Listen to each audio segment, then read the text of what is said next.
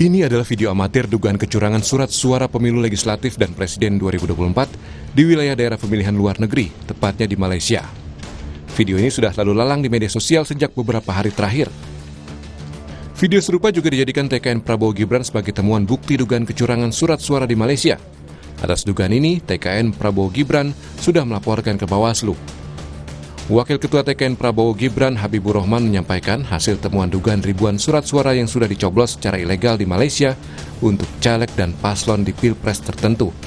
TKN menduga ada keterlibatan panitia pemilihan luar negeri PPLN dan oknum kedubes di Malaysia.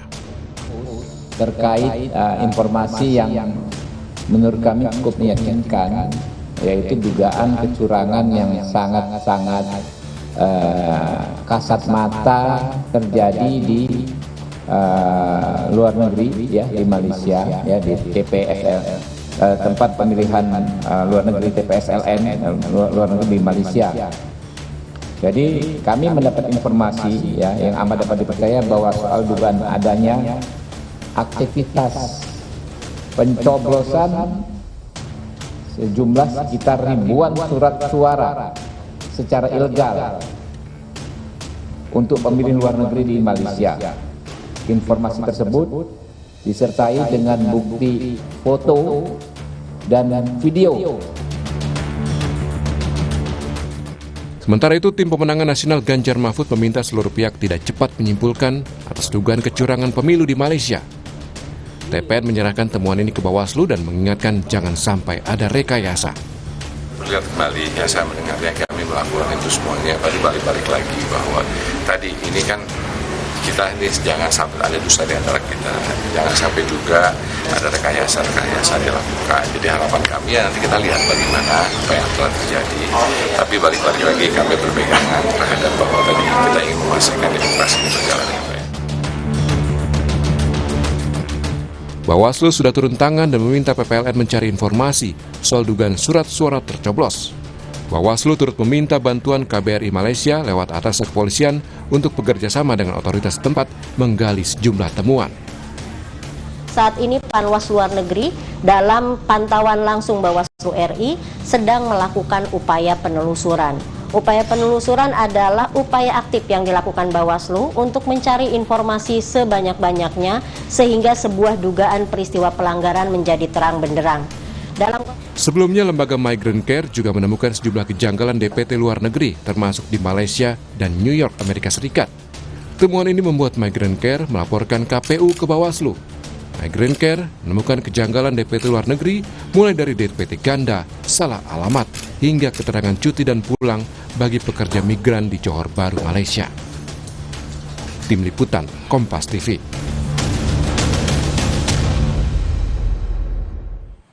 Lalu bagaimana mencegah kecurangan pemilu khususnya di luar negeri dan apakah pelanggaran-pelanggaran seperti surat suara yang sudah dicoblos itu rawan terjadi? Kita bahas dengan Ketua KPU periode 2017-2021 Arief Budiman melalui sambungan virtual dan juga Ketua Bawaslu 2017-2022 Abhan dan perwakilan Koalisi Jaga Suara 2024 Hadar Nafis Guma yang telah hadir di studio. Selamat pagi Pak Hadar. Pagi Mas Andi. Selamat pagi Mas Arief, Pak Abhan. Selamat pagi Pak Hadar, Pak Arief semuanya. Baik, saya ke Pak Hadar dulu ini. Ini KPU dan Bawaslu kan tentu sering berurusan dengan pelanggaran pemilu begitu ya, dengan apa namanya ya tadi dugaan-dugaan seperti surat-suara tercoblos. Kalau yang Pak Hadar ketahui, Pak Hadar juga sempat berada di internal KPU ya Pak ya. Betul. Nah kalau yang Pak Hadar melihat sendiri ini modusnya apa sih Pak sebenarnya untuk surat-suara yang dicoblos? Ya saya kira tidak lain dalam rangka pihak tertentu untuk mendapatkan suara tambahan gitu ya dengan cara yang gampang gitu dan banyak. Saya kira motifnya tersebut ya. Motif politik untuk kepentingan perolehan suara ya. Nah saya dengar juga Pak Hadar melalui Koalisi Jaga Suara ini ada aplikasi khusus begitu Pak ya untuk mengawal suara atau penyelenggaraan pemilu 2024. Bisa jelaskan Pak ini aplikasinya seperti apa berjalannya? Ya, jadi kami ini khawatir betul ya. Kali ini kita sudah banyak mengetahui lah ya. Perjalanan pelaksanaan pemilu itu cukup banyak masalah-masalahnya. Nah, jangan sampai inti utama dari pemilu yaitu perolehan suara yang memang menentukan nanti hasil siapa terpilih dan seterusnya, itu juga dimanipulasi. Nah, oleh karena itu ada aplikasi yang bisa di-download ke HP. Dan melalui aplikasi ini kalau kita foto kertas besar namanya C hasil PPWP ataupun pemilihan-pemilihan yang lain, di situ kan memuat hitungan. Jadi setiap TPS itu kan nanti kan dihitung setiap pemilihan. Nah, itu semua dituangkan di sana. Jadi kalau dia udah selesai, itulah hasil resmi dari penghitungan suara di TPS. Nah itu, setelah difoto nanti aplikasi ini bisa membaca hasil tertulis tersebut, digitalkan gitu ya, digitalkan gitu ya. Nah kemudian kalau tidak ada masalah, kemudian ini kita kirim ke server kami. Nah, kemudian kami akan totalkan juga dari kalau setiap TPS nanti ke desa, kelurahan, kecamatan dan seterusnya. Jadi ini cara untuk sebetulnya memiliki semua hasil dan kemudian pihak lain yang independen untuk juga merekapnya gitu. Dengan cara ini kemudian bisa kita bandingkan apakah yang dilaksanakan oleh penyelenggara pemilu itu sendiri itu memang tidak ada juga masalah gitu. Nah, dengan cara ini juga sebetulnya kita itu bisa memastikan bahwa suara yang sudah kita serahkan atau kita coblos kepada calon paslon parpol tertentu, itu betul-betul kita rame-rame bisa menjaganya gitu. Jadi ini ruang partisipasi masyarakat luas juga gitu. Artinya semakin banyak warga yang mendownload, menggunakan aplikasi ini semakin banyak juga lembar rekapitulasi yang terdokumentasi begitu kira-kira. Betul. Jadi untuk pemilihan presiden saja ada 3 lembar, DPR ada 20 lembar. Jadi memang tantangannya juga ya banyak lembar ya. Tetapi menurut saya itu sesuatu yang sangat mungkin. TPS kita ini kan banyak sekali, lebih dari 820.000. Jadi kita berharap betul masyarakat seluruh Indonesia dan juga di luar negeri, ayo deh sekalian kita ke TPS. Kita udah coblos ya kita fotolah, kita tunggu sebentar atau kita pulang dulu lah kalau rumah kita dekat, nanti kita kembali saat setelah jam 1 penghitungan itu dimulai. Nah, kira-kira begitu. Nah, ini juga sekaligus memupus keraguan-raguan publik gitu kira-kira Pak Hadar. Belakangan ini kan isu kecurangan, netralitas, etika ini membuat publik sepertinya apatis untuk datang ke TPS begitu kan untuk menyalurkan hak suaranya. Nah, jangan ragu ya, intinya pesannya begitu. Jangan ragu datang dan ada aplikasi di handphone ini untuk bisa sama-sama jaga suara kita di pemilu 2024. Betul Mas Radi. Ya, saya ke Mas Arief sebagai ketua KPU yang pernah menjabat di pemilu-pemilu sebelumnya. Nah, saat menjabat Mas Arief, bagaimana memastikan pemilu ini tidak ada atau meminimalisasi lah, kalau tidak ada mungkin agak sulit ya, pasti ada saja kecurangan, tapi meminimalisasi potensi kecurangan yang ada di setiap TPS begitu. Kira-kira bagaimana memastikannya? Ya, pertama itu tentu tidak bisa digantungkan pada satu pihak ya. Banyak orang berharap itu digantungkan pada penyelenggara pemilu, tapi nggak bisa dan itu tidak cukup. Maka peran banyak pihak itu sangat dibutuhkan. Salah satunya ya jaga suara 2024 ya, bersama dengan teman-teman koalisinya itu. Yang kedua ya peran serta dari peserta pemilu juga, karena mau nakal, mau curang, mau free and fair itu kan juga sangat tergantung pada cara bagaimana mereka ingin menang, gitu ya. Peserta pemilu maksudnya secara keseluruhan. Jadi tentang bagaimana cara mereka mau menang. Nah, tentu di antara peran banyak pihak itu ya ada masyarakat pemilih, ada teman-teman pemantau. Porsi terbesar itu ada di penyelenggara pemilunya. Jadi semua punya peran, tapi penyelenggara pemilu itu punya porsi besar. Tapi jangan menggantungkan hanya pada penyelenggara pemilu. Ada KPU, ada Bawaslu, ada DKPP, gitu ya. Nah, di masa-masa seperti sekarang ini, saya yakin tensinya kan makin meningkat, gitu ya.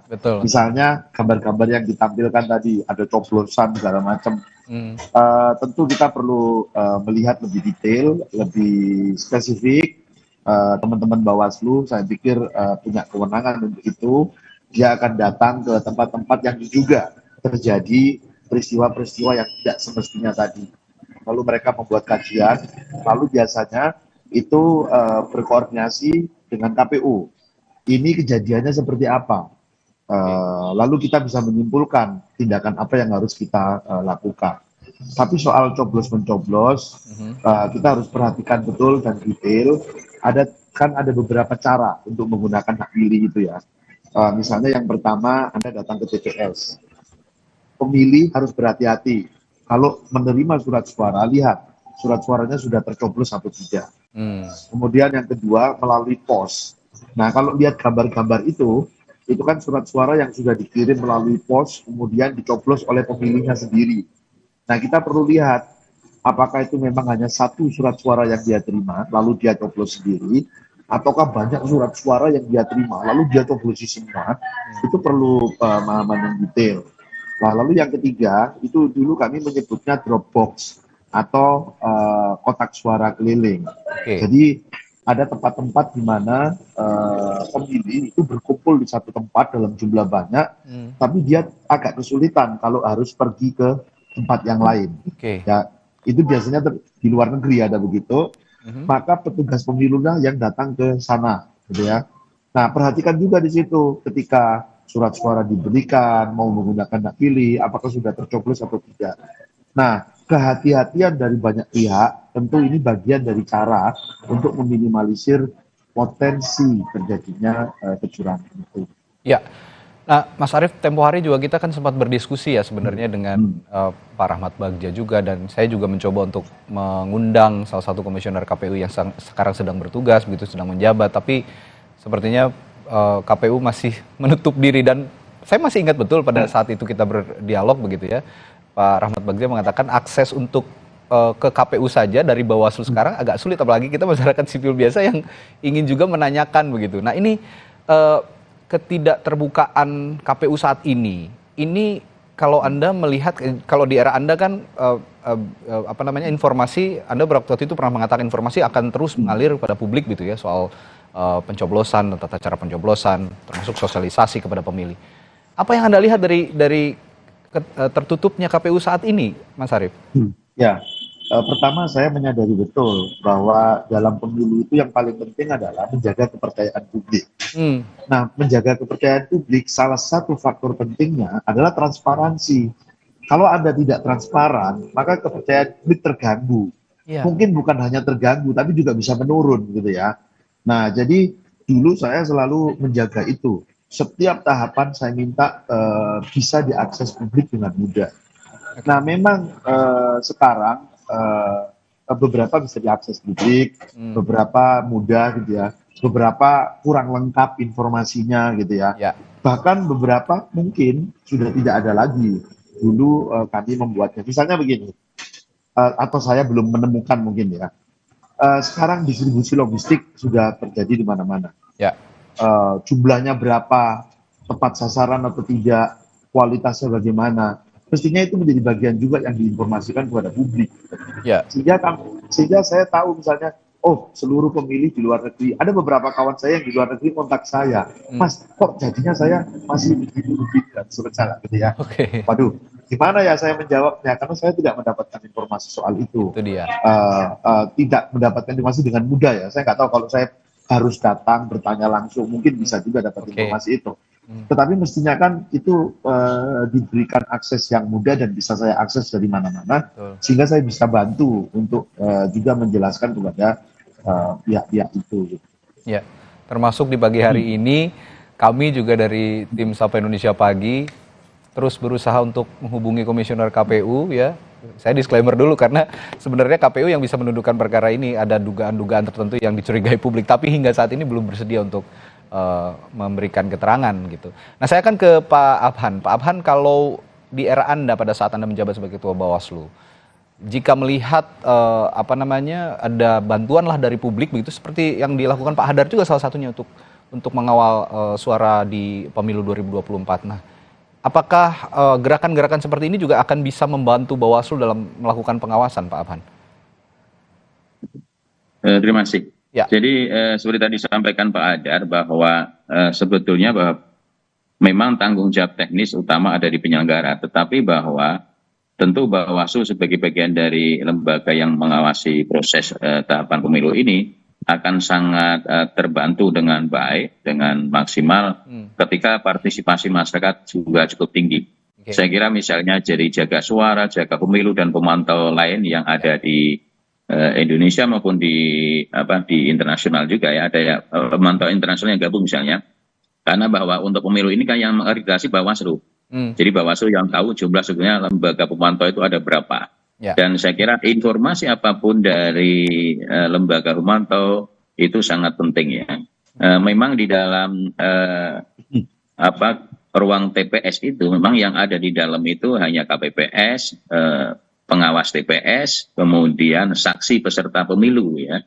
Kemudian lembaga pemantau ada di luar. Meskipun ada di luar, saya kira lembaga pemantau punya peran besar untuk bisa memberikan informasi dan sebagainya ya.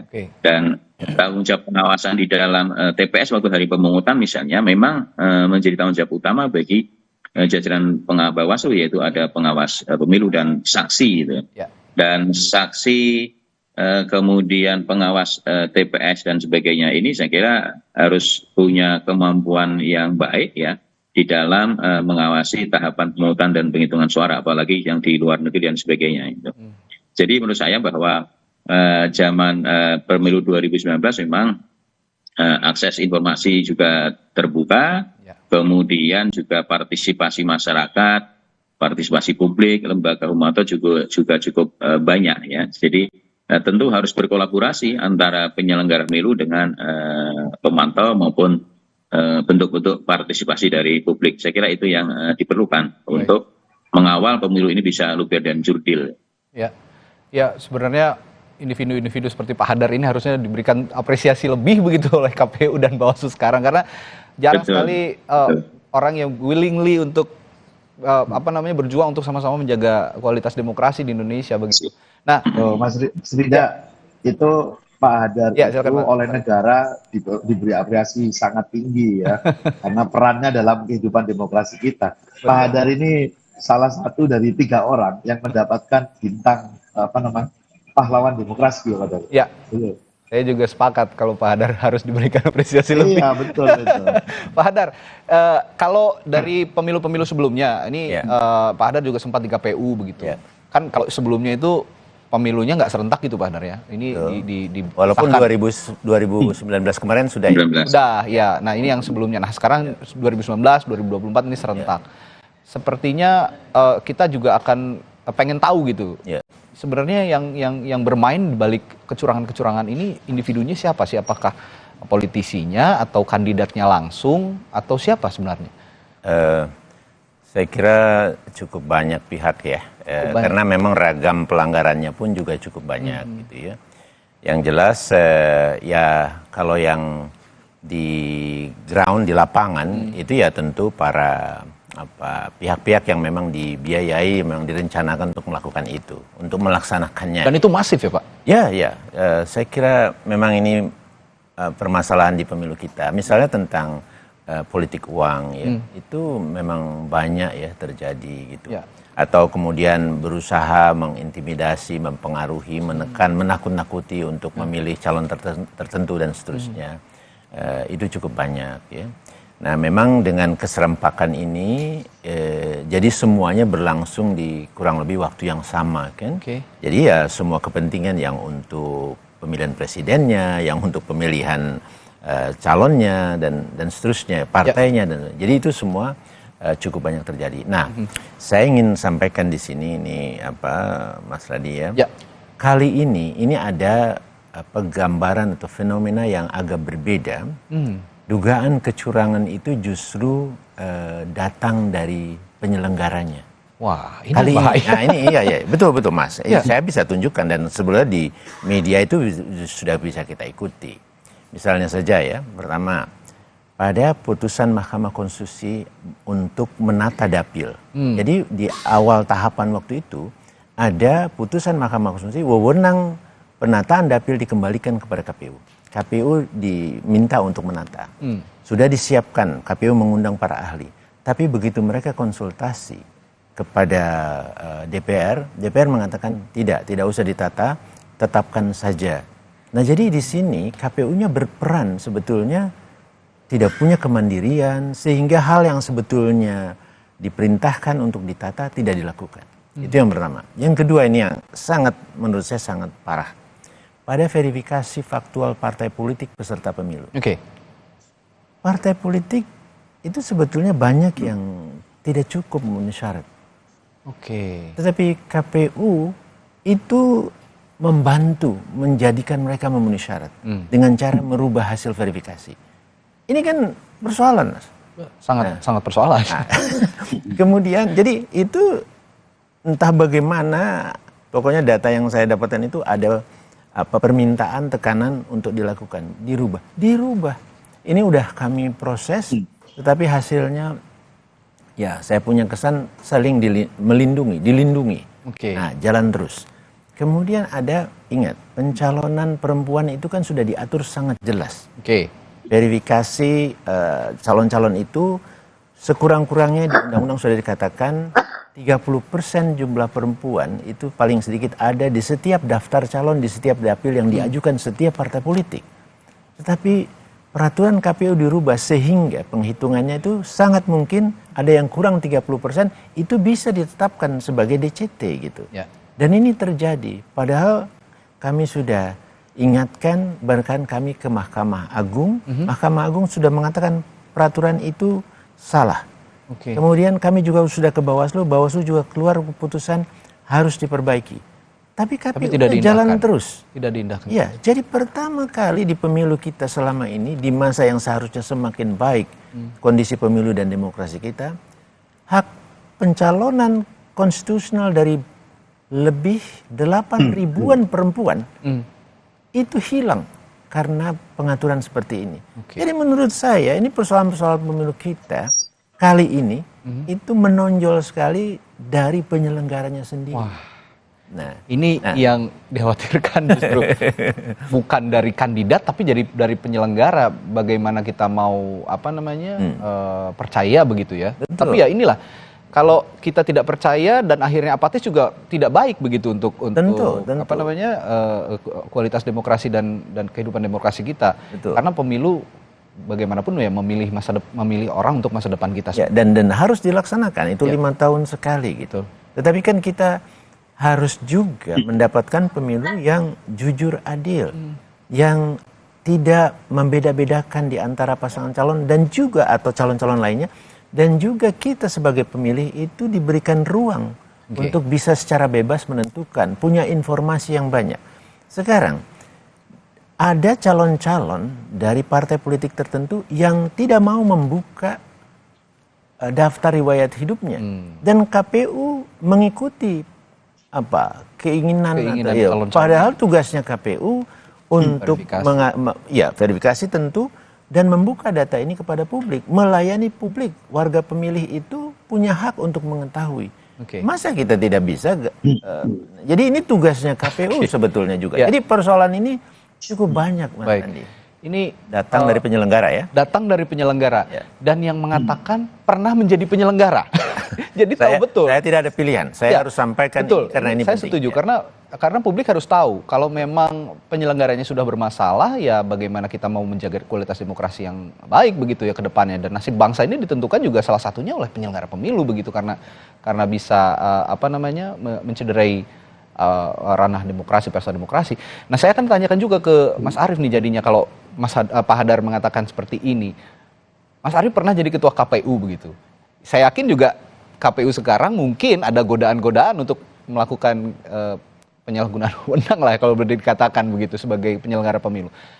Ada nggak pada zaman Mas Arief itu godaan-godaan seperti ini yang mampir gitu ke meja Mas Arief sehingga mengganggu juga kinerja penyelenggara pemilu? Tapi jangan dijawab dulu ya Mas Arief. Saya akan tanyakan ini setelah jeda di Sapa Indonesia Pagi. Tetaplah bersama kami.